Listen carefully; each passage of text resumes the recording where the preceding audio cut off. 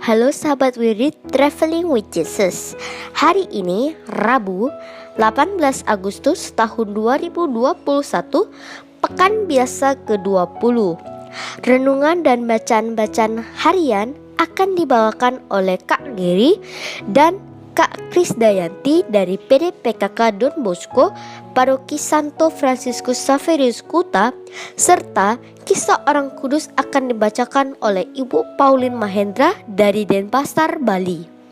Setelah bacaan Injil, marilah kita berdoa bersama-sama bersama Paus Fransiskus untuk pemulihan dunia dari pandemi COVID-19.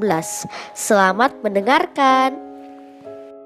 Bagi sahabat wirid yang mempunyai kesaksian atau pengalaman hidup berjalan bersama Yesus, dapat mengirimkannya melalui audio, video, atau tulisan ke alamat email kami di wiridtravelingwithjesus@gmail.com. Terima kasih. Selamat mendengarkan.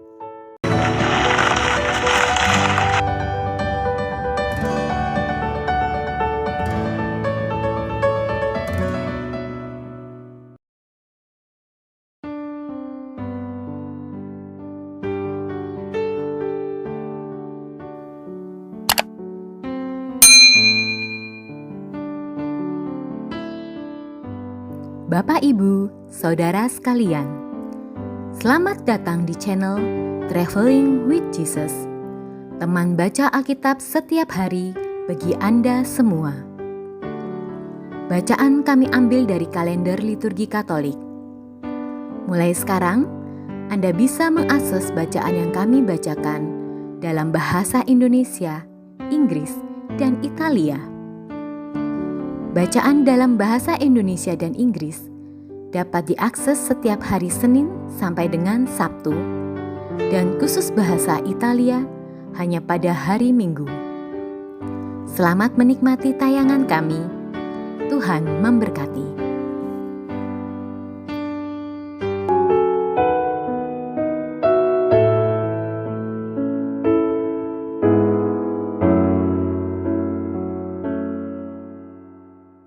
Santa Helena, atau disebut juga Ellen, Helen Flavia Julia Helena Augusta. Santa Helena adalah istri dari Kaisar Romawi Konstantinus Chlorus dan ibu dari Kaisar Konstantinus Agung, seorang tokoh penting dalam sejarah Kristen. Helena terlahir dengan nama Flavia Julia Helena pada sekitar tahun 246 atau 250 Masehi di Drepanum. Kota ini kemudian dikenal sebagai Helenopolis atau Kota Helena. Tidak banyak catatan tentang masa awal kehidupan Santa Helena. Sedikit keterangan diperoleh dari buku yang ditulis oleh Santo Ambrosius, Oratio de Obitu Theodosii, yang menyebut Santa Helena sebagai seorang bona stabularia atau pelayan yang baik. Hal ini mungkin untuk menggambarkan bahwa pada masa remajanya, Santa Helena adalah seorang pelayan, atau setidaknya hal ini mungkin untuk menggambarkan bahwa pada masa remajanya, Santa Helena adalah seorang pelayan, atau setidaknya biasa melaksanakan pekerjaan-pekerjaan kasar seperti yang dikerjakan oleh para pelayan. Namun rencana Tuhan bagi Helena sungguh indah dan luar biasa. Tidak ada yang pernah menyangka kalau wanita bersahaja dari kota kecil ini kelak tidak ada yang pernah menyangka kalau wanita bersahaja dari kota kecil ini kelak akan menjadi wanita yang paling berkuasa di seluruh Kekaisaran Romawi. Selama tahun 270 Masehi, Kaisar Aurelius menjalankan kampanye militer untuk memperluas wilayah Kekaisaran Romawi. Aurelius bersama Jenderal Constantinus Chlorus memimpin pasukan Romawi bergerak ke arah timur melewati Asia Kecil untuk menghadapi Ratu Zenobia dari kerajaan Syria. Saat bala tentara Romawi ini melewati Drepanum, Jenderal Constantinus Chlorus dan Helena dipertemukan Tuhan. Dikisahkan bahwa Jenderal Constantinus merasa menemukan belahan jiwanya setelah melihat gelang perak di tangan Helena yang sama persis dengan gelang perak yang dipakainya. Mereka kemudian menikah dan beberapa tahun kemudian Helena melahirkan anak satu-satunya yang diberi nama Flavius Valerius Aurelius Constantinus Augustus, atau yang kelak dikenal dengan nama Konstantinus Agung. Namun, belum lama hidup berbahagia bersama suami dan putranya, Helena harus menghadapi cobaan yang berat. Karena tekanan politik, pada tahun 289, Constantinus Chlorus terpaksa menceraikan Helena dan menikah dengan Theodora, putri dari Kaisar Maximianus. Helena sedih, namun dapat menerima perceraiannya dengan tegar. Ia juga tetap tegar saat dibuang ke Nikomedia bersama anaknya Konstantinus karena ketahuan sebagai seorang Kristen. Helena percaya dan berserah diri sepenuhnya kepada Yesus. Ia yakin Yesus tidak akan pernah meninggalkannya. Kesucian hidup dan keteguhan hati Helena selama hidup di pengasingan membawa kesan mendalam bagi Konstantinus. Ia mengagumi Helena dan memuja ibunya sebagai satu-satunya wanita yang akan ia patuhi. Helena dan putranya masih berada di tempat pembuangan saat mantan suaminya Konstantinus Chlorus dinobatkan sebagai kaisar pada tahun 305. Namun kematian mendadak suaminya pada tanggal 25 Juli 306 mengubah jalan hidup mereka. Saat sedang sekarat, Kaisar Konstantinus Chlorus menunjuk anaknya, Flavius Valerius Aurelius Constantinus Augustus, putra Helena, sebagai penggantinya. Karena itu, sesaat setelah kematian ayahnya, Konstantinus pun dinyatakan sebagai kaisar yang baru. Ia dijemput dari Nikomedia dan segera dinobatkan sebagai kaisar. Helena sangat bersyukur atas berkat Tuhan yang ia terima. Namun, masih ada suatu hal yang sangat menyusahkan hatinya. Walau sang kaisar sangat menghormatinya, namun putranya itu belumlah dibaptis menjadi seorang Kristen dan hidup dalam kekafiran sebagaimana kehidupan para bangsawan Romawi lainnya. Dengan tekun, Helena terus berdoa, memohon agar suatu hari nanti anaknya akan dimenangkan dalam iman. Dan tidak berapa lama kemudian doanya pun dikabulkan Tuhan. Putranya, sang kaisar kerajaan Romawi, dibaptis menjadi seorang Kristen. Ada beberapa tradisi yang berbeda tentang kisah pembaptisan Kaisar Konstantinus. Sebuah legenda mengatakan bahwa Konstantinus terserang penyakit kusta, lalu disembuhkan dan dibaptis oleh Paus Santo Silvester I. Ada juga legenda lain yang menyebutkan bahwa sebelum dibaptis oleh Paus Silvester I, Konstantinus sudah menjadi seorang pendukung kekristenan. Setelah kemenangannya dalam perang melawan Maxentius, saat itu Kekaisaran Romawi terbagi menjadi 4 bagian. Konstantinus memerintah di Gaul, Prancis, Britania, Inggris, dan Raetia, Swiss.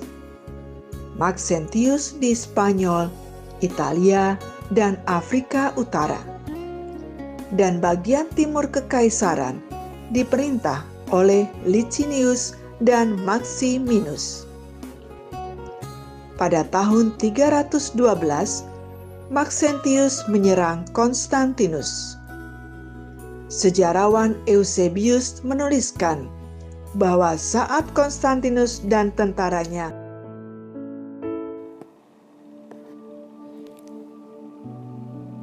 demi nama Bapa dan Putra dan Roh Kudus. Amin. Datanglah ya Roh Kudus, datanglah dengan kekuatan hati Santa Perawan Maria yang tidak bernoda mempelaimu yang terkasih. Datanglah, bimbinglah kami, hiburlah kami. Katakan pada kami apa yang harus kami lakukan, dan bantulah kami memahami kehendak Tuhan dalam hidup kami melalui firman-firman yang kami dengar hari ini. Amin.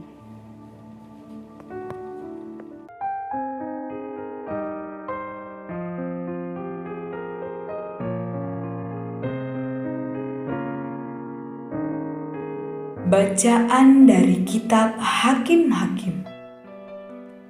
Sekali peristiwa, berkumpullah seluruh warga kota Sikem dan seluruh Bet Milo. Mereka menobatkan Abimelek menjadi raja di dekat pohon Tarbantin, di dekat tugu peringatan yang ada di Sikem. Hal itu dikabarkan kepada Yotam. Maka pergilah ia ke gunung Gerizim dan berdiri di atasnya. Lalu berserulah ia dengan suara nyaring kepada mereka, "Dengarkanlah aku kalian warga kota Sikem, maka Allah akan mendengarkan kalian juga." Sekali peristiwa, pohon-pohon pergi hendak mengurapi yang akan menjadi raja atas mereka. Kata mereka kepada pohon zaitun, "Jadilah raja atas kami." Tetapi jawab pohon zaitun itu kepada mereka, "Masakan aku meninggalkan minyakku yang dipakai untuk menghormati Allah dan manusia dan pergi melayang di atas pohon-pohon?" Lalu kata pohon-pohon itu kepada pohon ara, "Mari, jadilah raja atas kami." Tetapi jawab pohon ara itu, "Masakan aku meninggalkan manisanku dan buahku yang baik dan pergi melayang di atas pohon-pohon?" Lalu kata pohon-pohon itu kepada pohon anggur, "Mari, jadilah raja atas kami." Tetapi jawab pohon anggur, "Masakan aku meninggalkan air buah anggurku yang menyukakan hati Allah dan manusia dan pergi melayang di atas pohon-pohon?" Lalu kata segala pohon itu kepada semak duri, "Mari, jadilah raja atas kami." Jawab semak duri itu, "Jika kalian sungguh-sungguh mau mengurapi aku menjadi raja atas kalian, datanglah, berlindunglah di bawah naunganku. Tetapi jika tidak, biarkanlah api keluar dari semak duri dan memakan habis pohon-pohon aras di gunung Libanon. Demikianlah sabda Tuhan. Syukur kepada Allah. Mazmur tanggapan dengan refrein, Ya Tuhan, karena kuasa-Mu-lah Raja bersukacita. Tuhan, karena kuasa-Mu-lah Raja bersukacita. Betapa girang hatinya karena kemenangan yang Kau berikan. Apa yang menjadi keinginan hatinya telah Kau karuniakan, dan permintaan bibirnya tidak Kau tolak. Refrein, Ya Tuhan, karena kuasa-Mu-lah Raja bersukacita. Sebab Engkau menyambut dia dengan berkat melimpah. Engkau menaruh mahkota dari emas tua di atas kepalanya. Hidup dimintanya daripadamu, dan Engkau memberikannya umur panjang untuk selama-lamanya. Refrein, Ya Tuhan, karena kuasa-Mu-lah Raja bersukacita. Besarlah kemuliaannya karena kemenangan yang Kau berikan. Keagungan dan semarak Kau karuniakan kepadanya. Engkau membuat dia menjadi berkat abadi. Engkau memenuhi dia dengan sukacita di hadapan. Refrein, Ya Tuhan, karena kuasa-Mu-lah Raja bersukacita. Haleluya, haleluya. Sabda Allah itu hidup dan penuh daya, menguji pikiran dan segala maksud hati. Haleluya, haleluya. Inilah Injil Yesus Kristus menurut Matius. Dimuliakanlah Tuhan. Sekali peristiwa, Yesus mengemukakan perumpamaan berikut kepada murid-muridnya. Hal kerajaan surga itu seumpama seorang tuan rumah yang pagi-pagi benar keluar mencari pekerja untuk kebun anggurnya. Setelah sepakat dengan para pekerja mengenai upah sedinar sehari, ia menyuruh mereka ke kebun anggurnya. Kira-kira pukul 9 pagi, ia keluar pula, dan dilihatnya ada orang-orang lain menganggur di pasar. Katanya kepada mereka, "Pergi jugalah kalian ke kebun anggurku, dan aku akan memberimu apa yang pantas." Dan mereka pun pergi. Kira-kira pukul 12 dan pukul 3 sore ia keluar pula dan berbuat seperti tadi. Kira-kira pukul 5 sore ia keluar lagi dan mendapati orang-orang lain pula. Lalu katanya kepada mereka, "Mengapa kalian menganggur saja di sini sepanjang hari?" Jawab mereka, "Tidak ada orang yang mengupah kami." Kata orang itu, "Pergilah kalian juga ke kebun anggurku." Ketika hari sudah malam, berkatalah tuan itu kepada mandornya, "Panggillah sekalian pekerja dan bayarlah upahnya, mulai dari yang masuk terakhir sampai kepada yang masuk terdahulu." Maka datanglah mereka yang mulai bekerja kira-kira pukul 5 sore, dan mereka masing-masing menerima 1 dinar. Kemudian datanglah mereka yang masuk terdahulu. Mereka mengira akan mendapat lebih besar, tetapi mereka pun menerima masing-masing 1 dinar juga.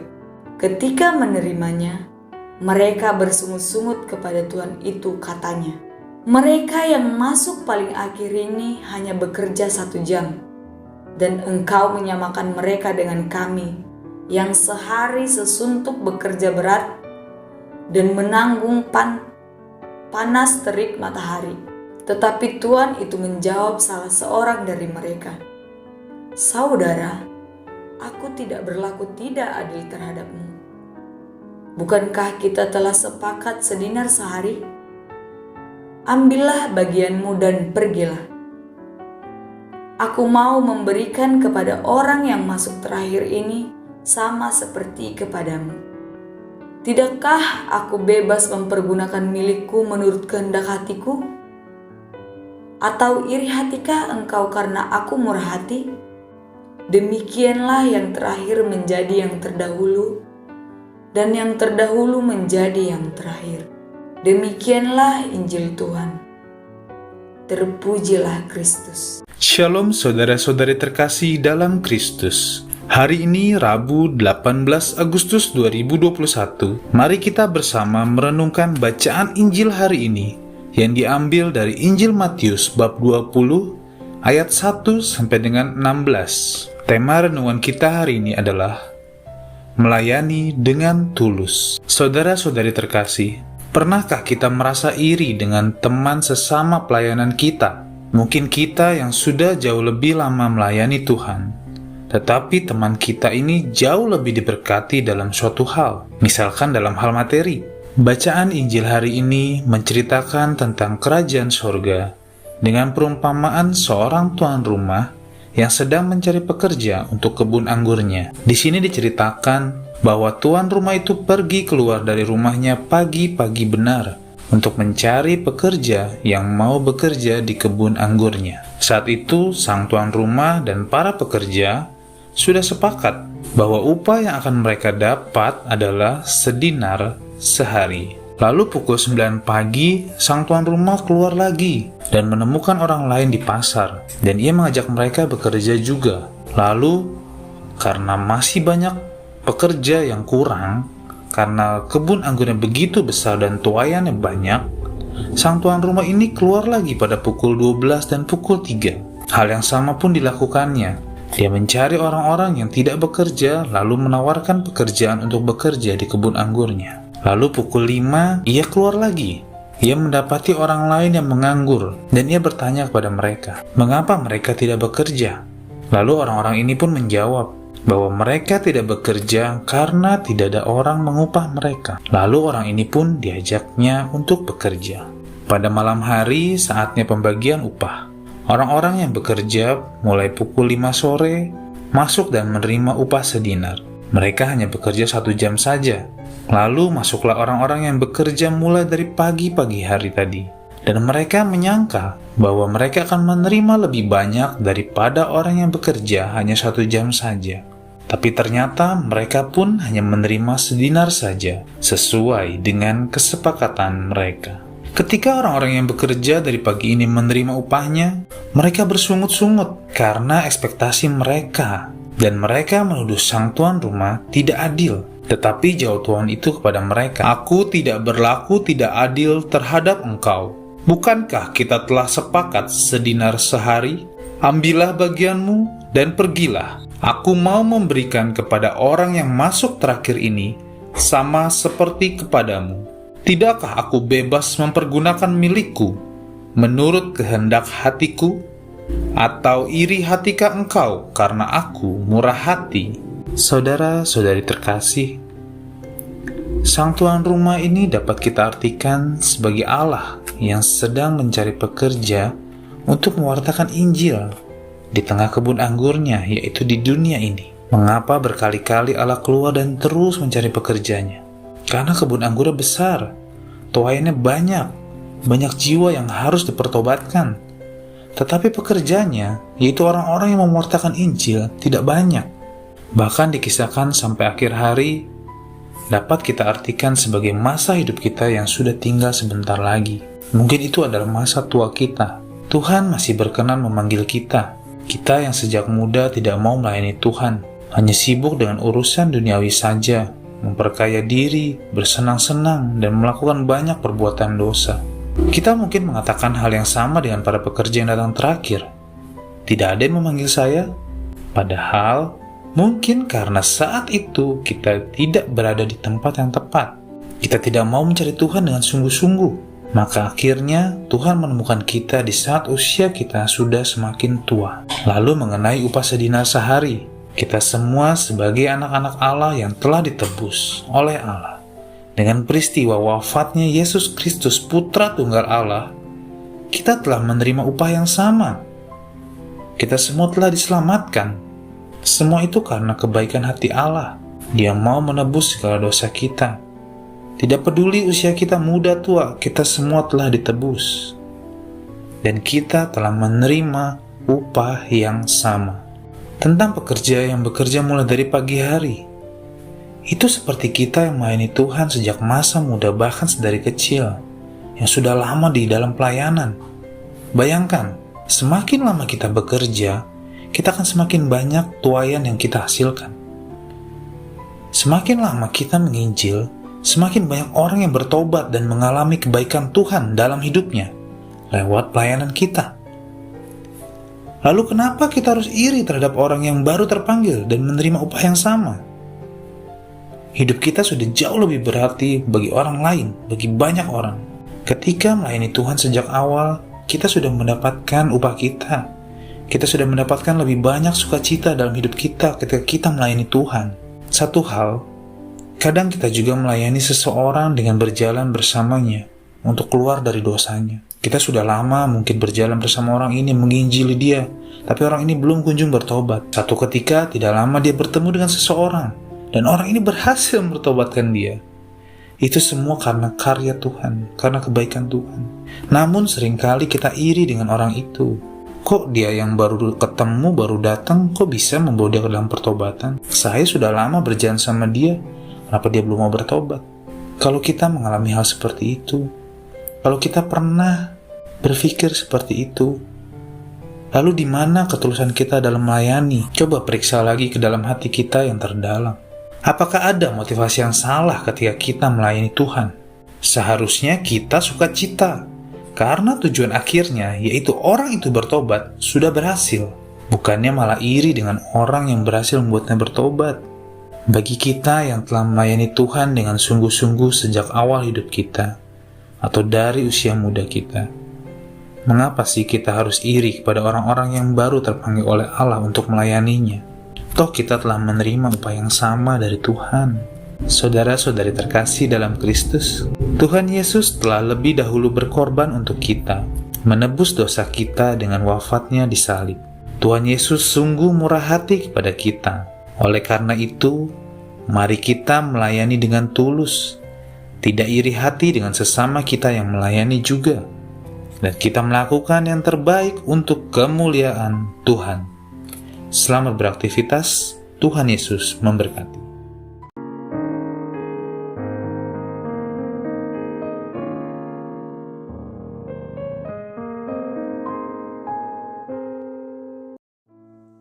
Doa dalam masa pandemi bersama Paus Fransiskus. Kami datang ke dalam rengkuhan tangan-Mu, O Bunda Allah yang tersuci.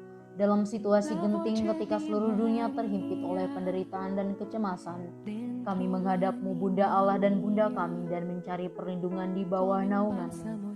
O Perawan Maria, di tengah pandemi ini arahkanlah pandangan-Mu yang penuh belas kasih kepada kami. Hiburlah setiap pribadi yang berada di ambang keputusasaan dan sedang meratapi kepergian orang-orang yang mereka cintai, yang terkadang dimakamkan dengan cara yang mendukakan hati. Tinggallah dan teguhkanlah mereka yang memedulikan keadaan orang-orang terkasih yang sedang sakit, namun tidak bisa berada dekat dengan mereka demi mencegah penyebaran virus ini. Penuhilah dengan harapan mereka yang terombang-ambing oleh deru kecemasan pada masa depan dan dampaknya bagi perekonomian serta pekerjaan. Bunda Allah dan Bunda kami, doakanlah kami kepada Allah Bapa yang penuh belas kasih agar masa sulit penuh rasa cemas ini dapat berakhir dan semoga fajar harapan serta ketenangan boleh kembali menyisi. Ya Bunda, seperti yang telah Engkau lakukan di Kana, mohonkanlah kepada Putra Ilahi-Mu rahmat penghiburan bagi keluarga dari yang sakit dan setiap orang yang sedang menderita sakit. Semoga mereka tetap dapat menjaga keyakinan dan kepercayaan yang teguh akan karya penyelamatan. Lindungilah para dokter, perawat, petugas kesehatan, dan para relawan yang berada di garda depan situasi genting ini dan yang sedang mempertaruhkan hidup mereka guna menyelamatkan banyak orang. Sertailah upaya dan perjuangan mereka dan berikanlah mereka kekuatan, kemurahan hati, dan kesehatan seterusnya. Tinggallah dekat dengan setiap orang yang siang malam menemani orang sakit dan para imam serta pelayan sabda-Mu yang dengan kepedulian sosial dan pelayanan Injil berusaha membantu dan mendukung semua orang. oh perawan yang terberkati, terangilah pikiran, perasaan, dan kehendak dari setiap pribadi yang terlibat dalam penelitian ilmiah, agar mereka dapat menemukan solusi efektif guna mengatasi virus ini. Dampingilah para pemimpin bangsa agar mereka dapat menjalankan tugas dan tanggung jawabnya dengan penuh kebijaksanaan, perhatian, dan kemurahan hati, terutama untuk membantu orang-orang yang berkekurangan, serta dapat menemukan solusi dalam menangani permasalahan sosial ekonomi dalam semangat solidaritas demi masa depan. Maria yang tersuci, gerakanlah nurani setiap pihak yang terkait sehingga dana besar yang diinvestasikan untuk mengembangkan dan menepuk senjata dapat dialihkan secara efektif untuk meningkatkan penelitian dan pencegahan terjadinya tragedi serupa di masa depan. Bunda yang terkasih, tumbuhkanlah di dalam dunia ini rasa memiliki sebagai bagian dari suatu keluarga besar dalam sebuah kesadaran akan ikatan yang menyatukan kita, sehingga dengan semangat persaudaraan dan solidaritas kami bisa bahu-membahu mengatasi akar kemiskinan dan situasi penderitaan. Jadikanlah kami kuat dalam iman, tekun dalam pelayanan, teguh dalam doa. Bunda Maria, penghibur orang berduka, rangkulah semua anakmu dalam masa sulit ini, dan bawalah doa-doa kami pada Allah, agar Allah mengulurkan tangannya yang penuh kuasa untuk membebaskan umatnya dari situasi pandemi yang mengerikan ini, sehingga kehidupan bisa tenang dan pulih kembali. Kepadamu yang bersinar dalam perjalanan kami, sebagai tanda pengharapan dan keselamatan, kami mempercayakan diri dan harapan kami seutuhnya, ya perawan Maria yang penuh kelembutan dan belas kasih. Amin. Salam Maria, penuh rahmat, Tuhan sertamu. Terpujilah engkau di antara wanita dan terpujilah buah tubuhmu Yesus.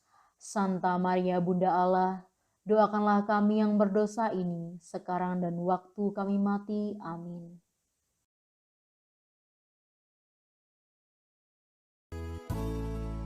Semoga melalui pengorbanan Yesus di kayu salib dan doa-doa Bunda Maria, kita semua dibebaskan dari kutukan, dipenuhi dengan sukacita, cinta, dan memperoleh berkat Abraham yang Tuhan berkati dalam segala hal, peninggian, kesehatan, kemampuan untuk bertahan dalam penderitaan dan tetap berbuah, kesejahteraan, kemenangan, rendah hati, dan perkenanan Tuhan.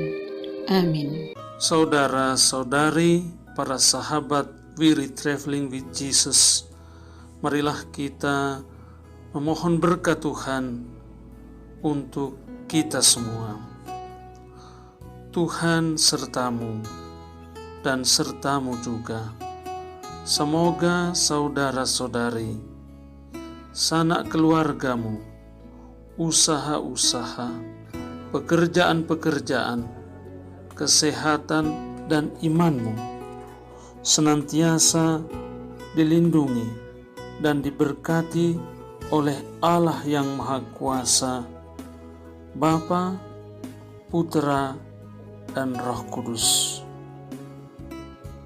Semoga Tuhan selalu menyertai kita. Syukur kepada Allah. Amin.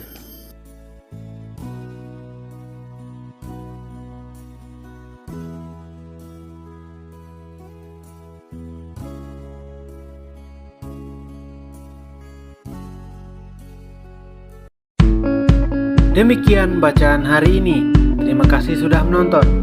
Jangan lupa subscribe, like kami di Facebook, dan follow kami di Instagram. Wirid Traveling with Jesus. Sampai jumpa lagi di video selanjutnya.